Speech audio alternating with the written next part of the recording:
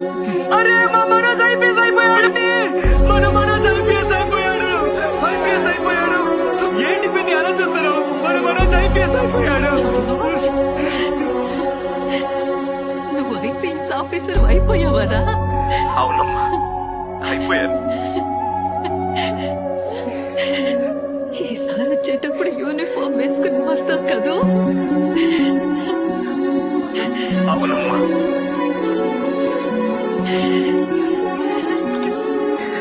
సాధించావా?